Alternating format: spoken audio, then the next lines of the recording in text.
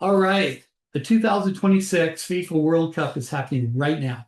48 nations, the greatest footballers on the planet. And somewhere in the middle of all that, on the pitch, in the locker room, in the training sessions, it started months before any of this. Diabetes is there. There are three men in the modern era of World Cup football who went public about living with type 1 diabetes while they were competing. And they were competing at the highest level. Three men who were told directly or indirectly that a diagnosis like theirs had limits. Nacho Fernández, Borja Mayoral, and Jordan Morris. Nacho scored a World Cup goal. Jordan wore a glucose monitor and a pump. And all three men provided the same thing, that the diagnosis is not the ceiling. And I want to tell you their stories. And then I want to tell you what those stories mean, not just for people living with type 1, but for everyone watching this channel who is living with type 2 and has been told the same lie. It does not have to be.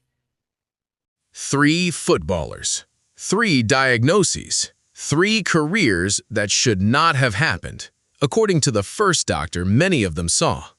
Nacho Fernández, Spain. Condition: type 1 diabetes. Diagnosed at age 12. World Cup: Russia 2018. Played for Spain, scored in the tournament. Career: 23 years at Real Madrid. 6 UEFA Champions League titles.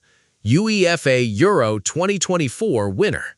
Historic: first person with type 1 diabetes credited with scoring a World Cup goal. 2026? Not in Spain's current squad. He plays in Saudi Arabia. His proof does not expire. Nacho Fernández was 12 years old when the diagnosis came. The first doctor told his family that professional football was over before it had truly begun. His body, they said, could no longer be trusted to perform at elite level. A second doctor told him something entirely different. Sport was not the enemy of his condition. Managed correctly, it was medicine. He told Nacho to keep playing. Nacho Fernández went on to spend 23 years at Real Madrid. He won 6 UEFA Champions League titles. He stepped onto a World Cup pitch for Spain and scored. He lifted the UEFA European Championship trophy in 2024. He was managing type 1 diabetes every single day of every single one of those achievements. Borja Mayoral is Spain international forward, a Real Madrid Academy graduate, and player for multiple La Liga clubs. Borja's condition is type 1 diabetes, and his significance is one of the few active top-flight European footballers openly public about living with this condition. Borja was not selected for Spain's 2026 World Cup squad. Borja Mayoral's significance is not measured in trophies alone. It is measured in visibility. In a sport where players routinely hide injuries, conceal conditions, and project invincibility to protect their careers, Borja Mayoral has been open about his type 1 diabetes. That openness matters more than most people realize. Every young player who sees a professional at the top of European football living openly with this condition receives something the medical waiting room cannot give them: proof that the future is still wide open. Jordan Morris, United States. Condition: type 1 diabetes. Diagnosed at age 9. World Cup: Qatar 2022. Played for the United States men's national team. Career: 2016 MLS Rookie of the Year, 2 MLS Cup titles, 2017 Gold Cup final goal, 49+ USMNT caps. Historic: first person with type 1 diabetes ever to play for the U.S. men's national team. Technology: wore a continuous glucose monitor during matches, live readings to his phone every 5 minutes. Injuries: survived 2 torn ACLs in 3 years, returned to elite level both times. 2026. did not make the 26-man roster, a coaching decision, not a diabetes decision. Foundation created the Jordan Morris Foundation, educating and supporting young diabetic athletes.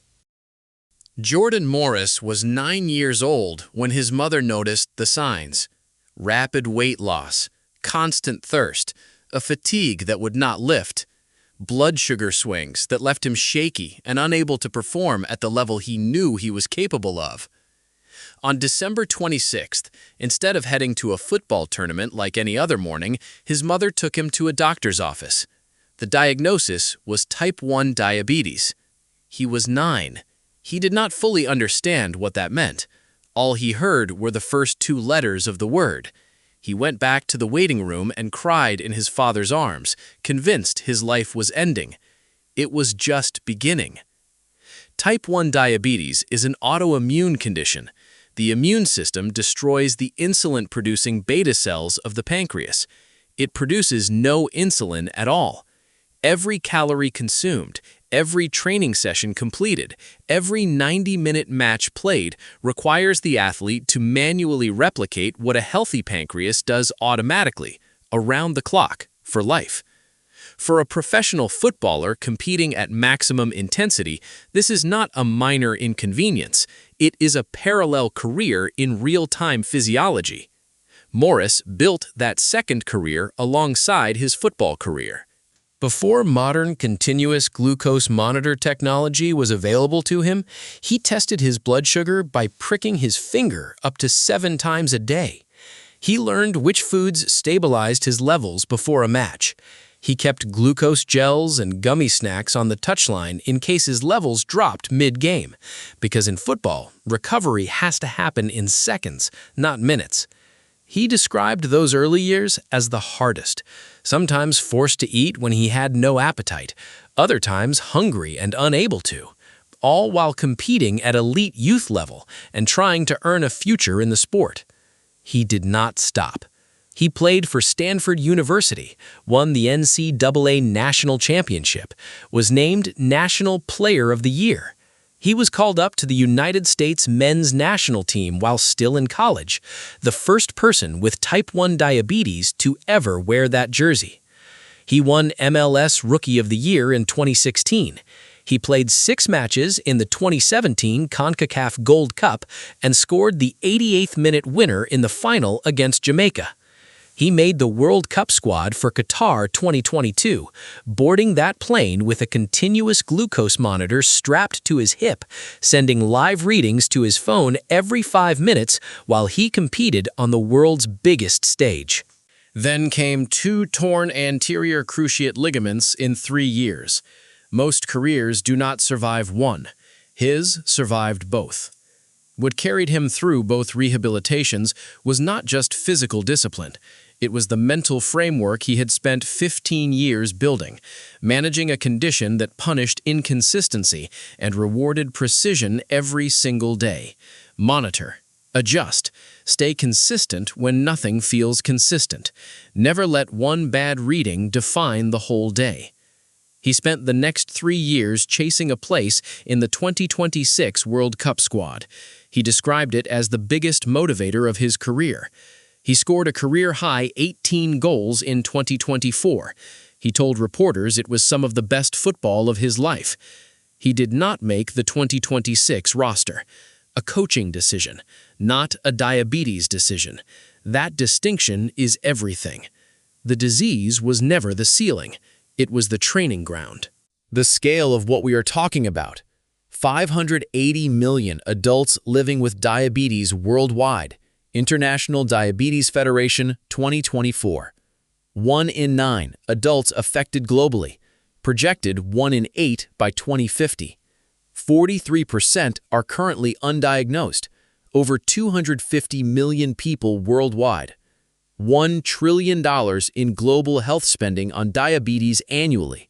A 338% increase in 17 years. Those numbers are not abstractions. They represent real people in every country represented at this World Cup, living with a condition that the medical system has, for decades, treated as a one-way door.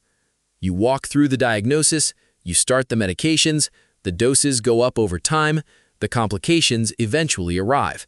That has been the standard narrative, and for far too many people, it has become the standard reality. But the players we just described did not accept that narrative, and the science that has emerged over the past 3 decades gives every person living with type 2 diabetes a reason to reject it too. Consider the mathematics of this World Cup alone. 48 nations, 1,248 players, drawn from countries spanning every continent, including nations where diabetes prevalence runs significantly above the global average. At 1 in 9 adults affected worldwide, the statistical probability that diabetic footballers are on that pitch right now, managing their blood sugar in real time, in 90-minute matches, in front of billions of people, is not a theory. It is near certainty. We may simply not know their names, because when you have the right systems in place, the condition stops being the headline, the performance becomes the headline. Type 1 against Type 2, what the science says. Type 1 and Type 2 diabetes are fundamentally different conditions, and that distinction is critical to understanding what is possible for each. Type 1 is autoimmune. The immune system attacks and destroys the beta cells of the pancreas. Insulin production ceases. Replacement is required for life. No dietary intervention restores beta cell function. The management goal for someone with type 1 is precision, and as Nacho, Mayoral, and Morris have demonstrated, that precision is fully compatible with elite performance at the absolute pinnacle of world sport. Type 2 is metabolic, and the science tells a profoundly different story about what is possible. Type 2 diabetes is driven, in the vast majority of cases, by a single well-understood physiological mechanism: the accumulation of fat inside the muscle cells and the liver. This is called intramyocellular lipid accumulation. It physically blocks insulin from performing its function. The cell wall becomes resistant to the insulin signal, glucose cannot enter the cell effectively, and blood sugar rises. The body is still producing insulin, often in excess, but the fat-laden cells cannot receive the message. Over time, the pancreas exhausts itself trying to compensate. Blood sugar climbs. Complications begin. This mechanism was not always well understood, but it is now, and the research points clearly toward a solution. The landmark clinical trial work of Dr. Neal Barnard at George Washington University demonstrated that a whole food, plant-based, low-fat dietary approach directly targets intramyocellular lipid accumulation. By removing dietary fat and allowing the body to clear the fat deposits from within the muscle and liver cells, insulin sensitivity is progressively restored. Blood glucose normalizes. In many documented cases, medication requirements are eliminated entirely. Dr. Caldwell Esselstyn, Dr. John McDougall, and Dr. Dean Ornish have contributed decades of peer-reviewed clinical evidence pointing to the same conclusion. Type 2 diabetes is, in the majority of cases, a dietary disease, and a dietary disease can be addressed through diet. What type 1 footballers prove is that diabetes, managed with the right systems, imposes no ceiling on human performance. What the science proves for type 2 is something even more significant. The condition itself is, in most cases, reversible. Not managed indefinitely, not survived, reversed. The limitation was never the diagnosis. The limitation was the information available. So I'm going to be honest with you. I played a little football. Played some high school and college, a little bit up in the Canadian Premier League, a couple of traveling teams in the U.S. Nothing like World Cup. Oh my God, that was a dream though. I know what 90-minute demands, the conditioning, the focus, the edge you have to hold from the first whistle to the last. I was not managing my type 1 diabetes when I did it, but I understand competition at a serious level, and I know exactly how much blood sugar affects everything. your energy, your clarity, your recovery, your ability to perform when it counts.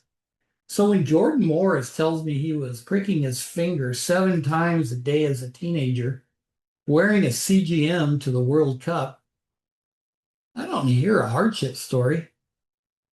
I hear a systems story. He built it. He trusted it in the highest pressure, and it worked. That is exactly what I'm asking you to do. If you have type 1, Nacho, Mayoral, and Morris have already answered the questions of what is possible. No ceiling. If you have type 2, in most cases, the ceiling disappears entirely because with the right food and the right understanding, type 2 is not a permanent condition. It's a reversible one. The World Cup is happening right now. And somewhere on that pitch, footballers are dominating the game while managing their blood sugar. You don't have to play in the World Cup, but you deserve the same mastery over your body. And that is what this channel is built to give you. Please like and subscribe if you want to see more videos like this, because I love sharing them with you.